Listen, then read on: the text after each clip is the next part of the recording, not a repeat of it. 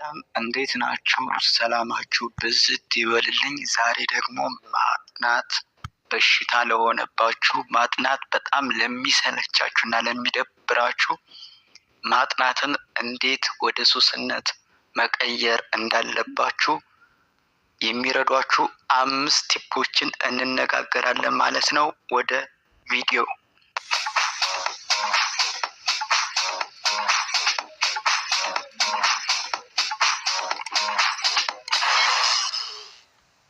የመጀመሪያው ሴት ጎል ወይም ግብ ማውጣት አለባችሁ። ምን እንደምትፈልጉ በግልጽ ማስቀመጥ አለባችሁ። ከክላሱ ውስጥ አንደኛ መውጣት ነው የምትፈልጉት? ግሬዳችሁን ማሻሻል ነው የምትፈልጉት? አዲስ ስኪል ነው መማር የምትፈልጉት? ወይስ ፈተና ለማለፍ ብቻ ነው የምትፈልጉት? በግልጽ ወረቀት የሰፈረ ግብ ሊኖራችሁ ይገባል። ይህን ካደረጋችሁ እመኑኝ ለውጥ ታመጣላችሁ ማለት ነው። ሁለተኛው ደግሞ ክሬት ስተዲ ሩቲን የጥናት መርሃ ግብር ማውጣት ነው። ይህ በጣም አስፈላጊ ነው። የጥናት ስኬጁል ያስፈልገናል። በዚህ ሰዓት ይህንን አጠናለሁ፣ በዚህ ቀን ለዚህ ሰዓት አጠናለሁ ብላችሁ በወረቀት የተቀመጠ ስተዲ ስኬጁል ሊኖራችሁ ይገባል። ግዴታ ነው። ይህን ካደረጋችሁ ማጥናትን ሱስ ለማድረግ ሁለተኛው መንገድ አለፋችሁ ማለት ነው። ከትንሹ ብትጀምሩ አሪፍ ነው። አንዳንድ ሰዎች በቀን ውስጥ ለ10 ለ16 ሰዓት ለ14 ሰዓት የሚያጠኑ ሰዎች አሉ። ለረጅም ጊዜ ስላጠኑ በጣም ጎበዝ የሆኑ ይመስላቸዋል። በፈተና ጥሩ ውጤት እናመጣለን ብለው ያስባሉ። ከሰዓቱ አይደለም ችግሩ ያለው ያጠናነውን ነገር ተረድተነዋል አልተረዳነውም የሚለውን ነገር ነው። መጀመሪያ ከትንሽ መጀመር አለባችሁ። ከዛ ደግሞ ታይማችሁን ጊዜያችሁን እየጨመራችሁ መሄድ ትችላላችሁ። ዋናው ነገር ጥናትን ልማድ ማድረግ ነው። ሶስተኛው ደግሞ ምንድነው? ሜክ ኢት ፈን ነው። አስደሳች ማድረግ ነው። ስታጠኑ እንዲሰለቻችሁ መሆን የለበትም። ምንድነው? እናንተን የሚያስደስት መሆን አለባችሁ። ለአእምሯችሁ የሚመች መሆን አለበት። ምክንያቱም አእምሯችሁ ካልተመቸው አይቀበልላችሁ፣ ለመረዳት ዝግጁ አይሆንም ማለት ነው። ስለዚህ የተለያዩ ያጠናን ዘዴዎችን መጠቀም መቻል አለባችሁ።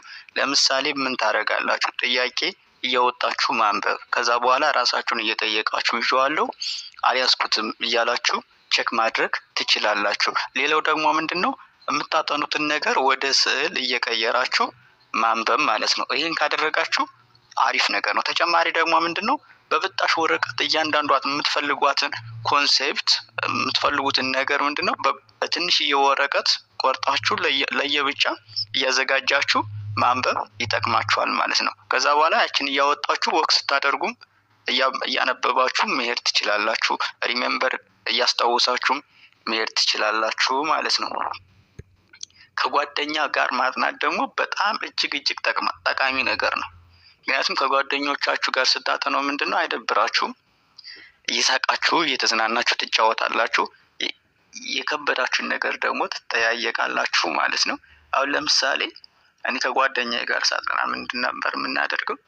መሀል የአሪፍ ነገር ሳደርግ ኮንሴፕት ያዝ በቀልድ መልኩ ነግረዋለሁ፣ እሱም ይይዛል።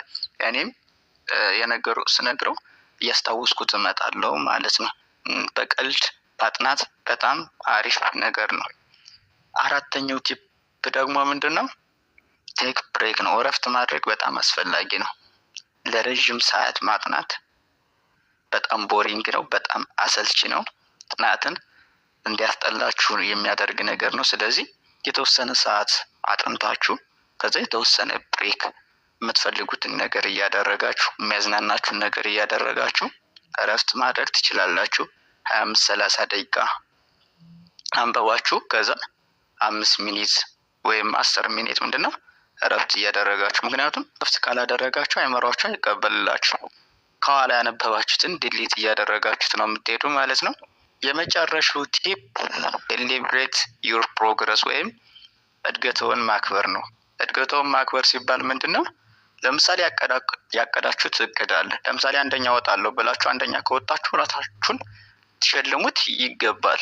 ይህንን አጠናለሁ ብላችሁ አስባችሁ ያን ነገር ካሳካችሁት ራሳችሁን የምትወዱትን ነገር ልትሸልሙት ግዴታ ነው። ያ ማለት ራስን እያበረታታችሁ ነው ማለት ነው። ይህን ካደረጋችሁ ማኑኝ ማጥናት አያስጠላችሁም።